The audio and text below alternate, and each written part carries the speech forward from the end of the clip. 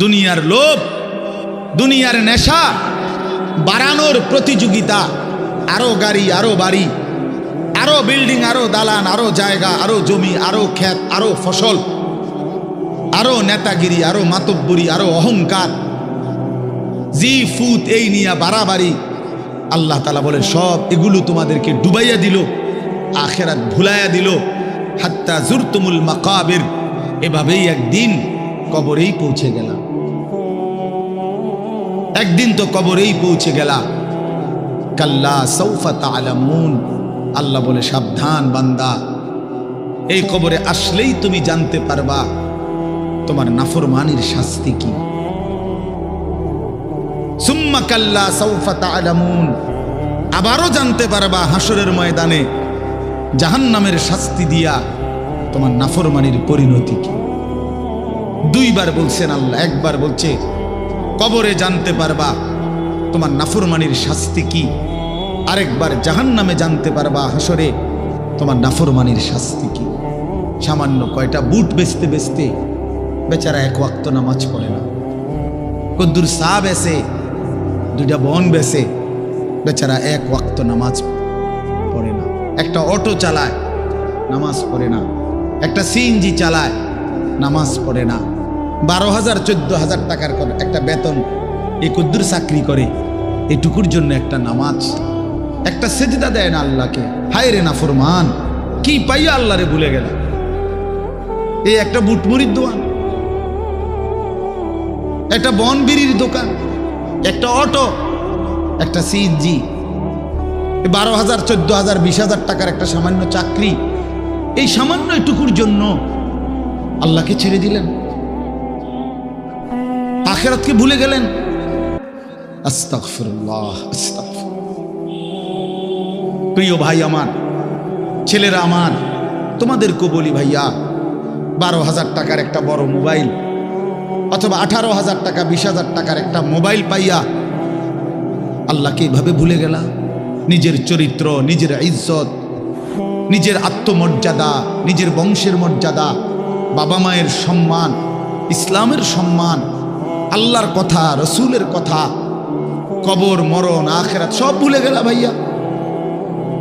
এই মাত্র 20,000 টাকার কাছে এভাবে হারিয়ে গেলা, এভাবে চরিত্রহীন হয়ে গেলা। সারা দিন নাই, রাত নাই। আমাদের ছেলেগুলোর দিকে তাকাইলে মায়া হয়। সারাটা দিন হাঁটে, বসে, চলে, ফিরে, শুধু মোবাইল, শুধু মোবাইল, শুধু মোবাইল, শুধু মোবাইল। রাতকে রাত, সারা রাত। ওই দেখেন ওই অপদার্থ কি করে, দেখেন, দেখছেন, দেখছেন ভাই কি পরিমাণ অপদার্থ, দেখেন কি পরিমাণ বেহায়া। চিন্তা করছেন? হ্যাঁ, এটাই জীবন। কিসের ইসলাম? কে বলে, কি বলে? আমার মোবাইল, আমি আছি, আমার মোবাইল আছে, এমবি আছে, চার্জ আছে, খালাস। আর কি, আর কি বলে? এই অসভ্যতার শেষ কোথায়? এই নোংরামির শেষ কোথায় বলেন? আমাদের এই প্রজন্ম গিয়ে থামবে কোথায়? 12 বছর 14 বছরের ছেলে যদি দিন রাত এভাবে মোবাইল ব্যবহার করে, তার ভবিষ্যৎ কি? তার আগামীর সম্ভাবনা কি? আগামীর পরিণতি কি বাপ? আপনারা যারা বাবারা এই যে সন্তানগুলো রেখে যাচ্ছেন, এদের ভবিষ্যৎ কি? যে একটা ওয়াক্ত নামাজ পড়ে না, যে আল্লাহর কোরআন পড়ে না। আল্লাহ আমাদেরকে বুঝ দান করেন, আল্লাহ আমাদের দিল দান করেন, আল্লাহ তাআলা আমাদেরকে ফিকির দান করেন। আমার ভাই, আমার বাবা, আমার তাইলে মূল বক্তব্য হলো, আমাদের জিন্দেগির একটা মূল বিষয়, আমরা মুসলমান হিসাবে আমাদের মৌলিক দায়িত্বই হলো দুইটা জিনিস। একটা হলো গুনাহ বর্জন, আরেকটা হলো আল্লাহ তাআলার হুকুম পালন। এটাই আমগো জিন্দেগি। ভাল লাগলো এটাই কাম, ভালো না লাগলো এটা কাম। মন মতো হইল এটাই জীবন, মন মতো না হইল এটা জীবন। কথা বুঝেন না? নামাজ আমারে পড়তেই হবে। এবার যত কষ্টই লাগুক, যত ক্লান্তি লাগুক, আমাকে পড়তেই হবে। সুদ, ঘুষ, মিথ্যা, হারাম রোজগার আমার ছাড়তেই হবে। এবার আমার সামনে বাকি সবাই লক্ষ কোটি টাকার, মিলিয়ন মিলিয়ন টাকার মালিক হয়ে যাক, কিন্তু আমার যেহেতু অনুমতি নাই, আমি এটা যাওয়া যাবে না। এটাই মুসলমান, এটাই জীবন, এটাই তাকওয়া। আল্লাহ তাআলা আমাদের কাছে এটাই চায়, বান্দা গুনাহ বর্জন করো, আমার হুকুম পালন করো, বিনিময়ে আমি আল্লাহর কাছ থেকে অনন্তকালের জান্নাত বুঝে নাও। এটাকেই বলে তাকওয়া। এই ব্যক্তিকেই বলে মুত্তাকি, যে নিজেকে গুনাহ থেকে বিরত রাখে, আল্লাহ তাআলার হুকুমের মধ্যে ব্যস্ত রাখে, আল্লাহর হুকুম পালনে ব্যস্ত, যত কষ্টই হোক। আপনাদেরকে আমি একটা কথা বুঝাই। মনে করেন আমি প্রতিদিন রাতের 3:30, 3টা, 4টা সচরাচর এই টাইমে বাসায় ফিরি। তো ফিরা ফজরের নামাজ হলো 5:40 জামাত, তাহলে আমার হাতে তখন আর সময় আছে 1 ঘন্টা, 1.5 ঘন্টা, সোয়া ঘন্টা এরকম। এখন এই পুরা টাইম আমি বসে থাকাও আমার জন্য কষ্টকর, কারণ আমি এই 11টা বা 12টার দিকে ঘুম থেকে উঠে যে দৌড়াদৌড়ি শুরু করি, হুলস্থুল ব্যস্ততা, রাত 2টা বাজলে 3টা বাজলে আমার শরীরে আর বল থাকে না, আমি প্রচণ্ড ক্লান্ত হয়ে যাই। সারা দিনের মাহফিল ছাড়াও আরো বহু কাজের সাথে কম বেশি আমার সম্পৃক্ততা আছে, অসংখ্য দিনই কাজের সাথে ব্যস্ততা আছে। তো এখন 3:30, 3টা, 4টার দিকে যাই আমি বাসায়, গিয়া যখন ঘুমাই তো আর 1 ঘন্টা বাকি ফজরের জামাত, 1.5 ঘন্টা বাকি।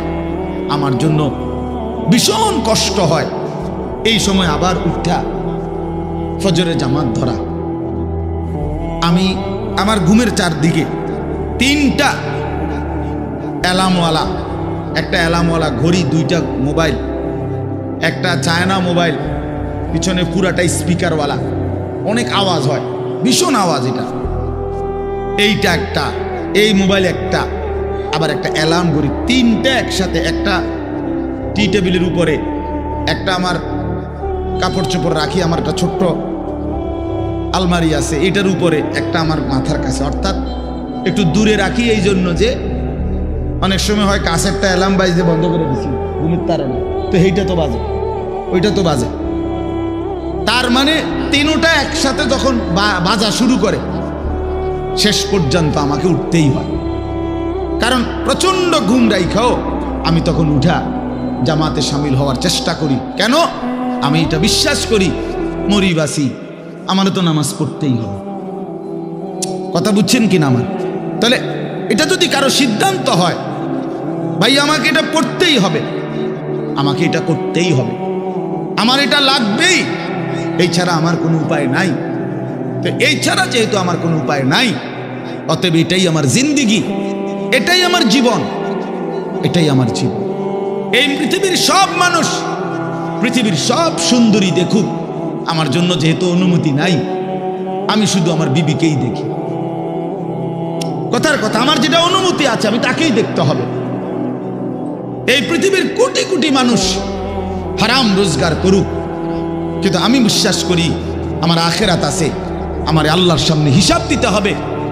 অতএব আমরা এই মাদ্রাসায় পড়ুয়ারা, কত কত মসজিদের ইমাম, আমাদের 10,000, 8,000 টাকা বেতন, 12,000 টাকা বেতন, অথচ বিবি অসুস্থ, একটা অপারেশন করতে গেলে বলে 50,000, 60,000, 1 লাখ টাকা।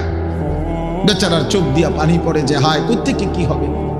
কিন্তু এরপরেও এই 8-10 হাজার টাকা বেতনে আমাদের এই কওমি মাদ্রাসাগুলোর বেতন, উস্তাদদের যা বেতন তো আমরা বলি না, এই যাই একটু ওজিফা দেয়, এটা তো এক একজনের 50, 60, 70, 80 হাজার টাকা করে, ঠিক না? কি বলে জানেন? অল্প কয় টাকা, অল্প কয় টাকা।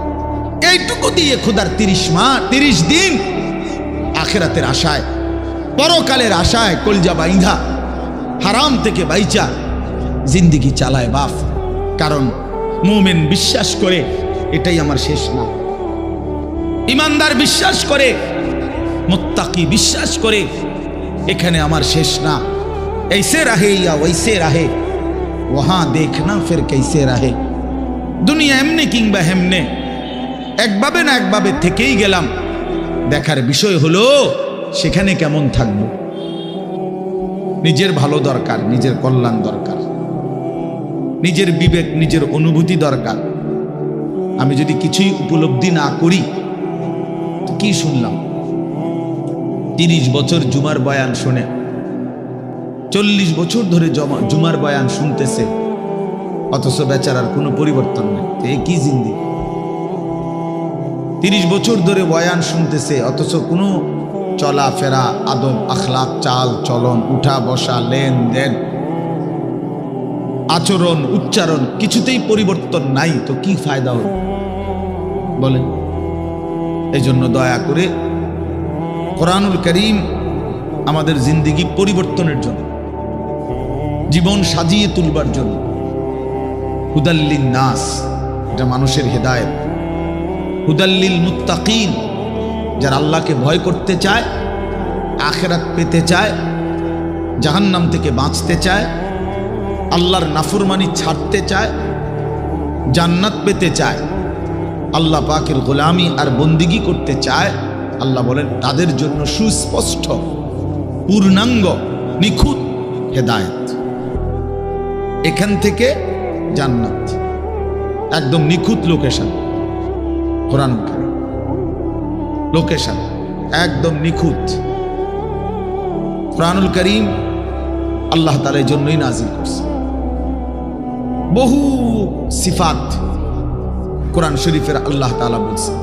মাউইযাতুন, এটা উপদেশ, বুশরা, এটা সুসংবাদ, রাহমাতুন, এটা রহমত, বাসাইরুল লিন্নাস, এটা মানুষের জন্য অন্তর্দৃষ্টি সম্পন্ন জ্ঞান, গভীর জ্ঞান। এটা তিবিয়ানান লিকুল্লি শাই, সমস্ত বিষয়ের পরিপূর্ণ বিস্তারিত বর্ণনা। এসব কোরআনের বৈশিষ্ট্য। মা ফাররাতনা ফিল কিতাবি মিন শাই, আল্লাহ তাআলা বলেন কোরআনুল কারীমের মধ্যে আমি কোনো কিছুর আলোচনা ছেড়ে দেইনি। আমার বান্দার কিয়ামত পর্যন্ত যত জরুরত সব আমি পূর্ণাঙ্গ করেছি, বিস্তারিত বলেছি, কোনো আলোচনা বাদ দেই নাই। দেখতে ছোট হলেও এতে পূর্ণাঙ্গ আলোচনা। আহসানাল হাদিস, আল্লাহ তাআলা বলেন কোরআনুল কারীম হচ্ছে সর্বোত্তম কথা। কিতাবান, কোরআনুল কারীম হচ্ছে এক মানুষের জিন্দেগীর সকল বিষয়ের পূর্ণাঙ্গ আলোচনা সমৃদ্ধ একটি বই, কিতাব, যার মধ্যে সব বিষয়ের পূর্ণাঙ্গ আলোচনা আছে। মুতাশাবিহান, কোরআনুল কারীম হচ্ছে প্রত্যেক কথা একটা আরেকটার সাথে চমৎকার মিলওয়ালা, এলোমেলো কোনো কথা নাই, উলট পালট কথা নাই, লটসর কথা নাই। মাসানি, কোরআনুল কারীম হচ্ছে আল্লাহ তাআলা বলেন বারবার তেলাওয়াতকৃত, পাঠকৃত কিতাব। এটাই একমাত্র কিতাব আসমানের নিচে জমিনের উপরে যেটা কোটি কোটি মানুষ প্রতিনিয়ত 24 ঘন্টা পড়তেছে। কারণ পৃথিবীতে একই সময় সূর্য ডুবে না, সময় এক মুহূর্তের একই হিসাবে না, এটাই আল্লাহর কুদরত। এখন যদিও রাত, আমাদের এখানে সব জায়গায় এখন রাত, সৌদি আরব আরো 3 ঘন্টা এখনো আলো বাকি আছে। ওখানে দেখেন গিয়ে প্রখর রোদ, অথবা আসরের পরের টাইম, তাহলে সেখানে তো এখনো আরো 2-2.5 ঘন্টা আলো আছে, কোথাও পূর্ণ দিন। তাহলে এই যে সময়ের ব্যবধান, তার মানে হলো আমাদের রাত 10টায় 11টায় মনে করেন আমাদের মাদ্রাসার পড়াশোনা বন্ধ হয়ে গেল, কিন্তু সারা পৃথিবীর থেকে বন্ধ হয় না। আল্লাহর জমিনের কোথাও না কোথাও আজান হচ্ছে, কোথাও না কোথাও নামাজ হচ্ছে, কোথাও না কোথাও জিকির হচ্ছে, কোথাও না কোথাও মালিকের কোরআন তেলাওয়াত হচ্ছে। এটা বন্ধ হয়ে গেলে পৃথিবীর নিঃশ্বাস বন্ধ হয়ে যাবে। আমাদের নিঃশ্বাস বন্ধ হয়ে গেলে অক্সিজেন বন্ধ হয়ে গেলে যেমন জীবন চলে যাবে, আল্লাহ তাআলার জিকির, কোরআনুল করিমের তিলাওয়াত, আজান, সেজদা, আল্লাহর ইবাদত, আল্লাহর ডাক, এটা বন্ধ হয়ে গেলে পৃথিবীর নিঃশ্বাস বন্ধ হয়ে যাবে। তখন কিয়ামত হয়ে যাবে, পৃথিবী আর থাকবে না। এটা রাসূলুল্লাহ সাল্লাল্লাহু আলাইহি ওয়াসাল্লাম বলছেন, লা তাকুমুস সাআ হাত্তা ইউকালা ফিল আরদ আল্লাহ আল্লাহ। ততক্ষণ পর্যন্ত কিয়ামত হবে না যতক্ষণ পর্যন্ত জমিনে আল্লাহ আল্লাহ উচ্চারণ হবে। তাহলে বোঝা গেল এই আসমান ও জমিনের স্থায়িত্ব আল্লাহ পাকের নামের উপর, আল্লাহর কালামের তেলাওয়াতের উপর, আল্লাহ তাআলার জিকিরের উপর। ওই ছেলে, জলদি করো, জলদি 1 মিনিটে শেষ করো। সদর বদর করতেছো কোন সময় ধরে? বলো না কেন রে দোয়ান, এগুলো এতক্ষণ কি করো তুমি? হটর মটর করতে আসে।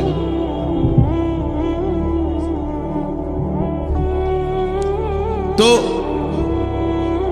এই জন্য বাপ, আমরা প্রত্যেকেই এটা মনে রাখা যায়, কোরআনুল কারীম আমাদের জিন্দেগি পরিবর্তনের জন্য কতভাবে যে আপনার আল্লাহ তাআলা কোরআনুল কারীমের মধ্যে কোরআনুল কারীমের বৈশিষ্ট্য তুলে ধরছেন বহুভাবে। কোরআনবিহীন জিন্দেগি একটা ফালতু জিন্দেগি। কোরআন তেলাওয়াত করতে পারে না, একেবারে দেখে দেখেও আল্লাহর কোরআন পড়তে পারে না, এটা ফালতু মুসলমান, একদম ফালতু লোক, এটা বাজে মানুষ, এটা আকামলা লোক, এটা বাদ কতটি খায় আর ঘুম যায়। আসছে দুনিয়া সিত্তিয়া ঘুম যায়, তুমি চিনছে বাতের থালা, ফাঙ্গাস আর তেলাপিয়া, বুঝেন নাই? এটাই চিনছে, দুনিয়া চিনছে। ভাত, মাছ, বিল্ডিং, ঘর, দালান, পেশাব পায়খানা, যৌন চাহিদা পূরণ, জিফুত লইয়া কাবজাব, খালাস, এইটাই মনে করছে সে জীবন। অথচ এইটা কাফের মুশরিকদেরও জীবন, এটা জন্তু জানোয়ারেরও জীবন। সমস্ত বেঈমানও এই খাদ্য পানীয়, আহার, নিদ্রা, কামাই রোজগারি, যৌন চাহিদা পূরণ, পেশাব পায়খানা, ঘুম ইত্যাদি নিয়েই ব্যস্ত। জন্তু জানোয়ারও এগুলো পূরণ নিয়ে ব্যস্ত। তা আমি যে মুসলমান, আমার আলাদা বিশেষত্ব কি? আমার আলাদা গুণাগুণ কি? বাতখানার নাম নিয়ে মুসলমান বলেন, ঘুম যাওয়ার নাম নিয়ে মুসলমান। তো তাই বিল্ডিং করছেন আপনি, আমি একটা বিরাট মুসলমান, হুজুর আল্লাহর রহমতে 6 তলা বিল্ডিং করছি। আপনি 6 তলা বিল্ডিং করছেন? এই 4 তলা, 6 তলা, 10 তলা এই সমস্ত বিল্ডিং আমাদের বাংলাদেশে যেগুলো, ইউরোপ, আমেরিকা, এগুলো তো গণা তো ধরেন, তো গরু গরু মনে করেন, এগুলোর তো তারা গরু গরু মনে করেন। আমার একজন পরিচিত আছে, জাপানের থাকে, উনি আমার বলছে, হুজুর আপনারা যে সমস্ত প্রাইভেট কারে চলেন, এগুলো দিয়ে আমাকে জাপানে ছাগল টানে। এইখানে এগুলাতে আমি যদি বলি, মিয়া চিনেন কত বড় বক্তা, প্রাইভেট কার দিয়ে আসছি, খামখেয়ালি মনে করছেন মিয়া? তো এইটা কি আসলে? প্রাইভেট কার দিয়ে আইলি কি, সে প্রাইভেট কার দিয়ে তো ছাগল টানে। তার মানে এখানে আহামরি কিছুই না। এজন্য বাপ, মুসলমানের সন্তান আমরা, আমি একজন মুসলমান আজ এত বছর ধরে, অথচ আমি আমার মালিকের কোরআন পড়তে পারি না, আমার মালিকের নামটাই সুন্দর করে নিতে পারি না, আমার রসুলের শেখানো একটা দোয়া মুখস্থ বলতে পারি না। এর চাইতে দুর্ভাগ্য, বদনসিব আর কি হতে পারে? এর চাইতে ফালতু জীবন আর কি? যে তার মালিকের নামটাই নিতে পারে না, যে তার মালিকের কিতাবই পড়তে পারে না, যে রাসূলুল্লাহ সাল্লাল্লাহু আলাইহি ওয়াসাল্লামের শেখানো দোয়াই পড়তে পারে না, যার কলিজার ভিতরে আল্লাহর কোরআনই নাই, তার জীবনটা একেবারে একটা বেহুদা জীবন, একেবারে পরিষ্কার হাদিস। রাসূলুল্লাহ সাল্লাল্লাহু আলাইহি ওয়াসাল্লাম বলেন, ইন্নাল্লাযী লাইসা ফি জাওফিহি শাইউম মিনাল কুরআন কাল বাইতিল খারিব। নবী সাল্লাল্লাহু আলাইহি ওয়াসাল্লাম বলেন, যার অন্তরের মধ্যে আল্লাহর কোরআন নাই কিছু পরিমাণ, তো সে একটা বিরান ঘরের মতো, সারা বাড়ি আলগা বাড়ি। যে বাড়িতে মানুষ থাকে না, কুকুর বিড়াল থাকে, গরু ছাগল থাকে, যেই বাড়িতে সাপ বিচ্ছু থাকে, এখন আর মানুষ থাকে না, মানে বিরান ঘর। এটা ফেলে দিছে আর কি। এই ঘরে এরা নতুন ঘর বাইন্দা মনে করেন চলে আসছে। এখন ওই পুরান ঘর যেটা আলগা পড়ে আছে, এটার মধ্যে এখন আর মানুষ কেউ থাকে না। তো এটার মধ্যে আপনার কুকুর বিড়াল থাকে, সাপ বিচ্ছু থাকে, এই সমস্ত পোকামাকড় থাকে। এটারে কয় বাইতুল খারিব, বিরান ঘর, সারা বাড়ি। আপনারা কি করেন আমি জানি না।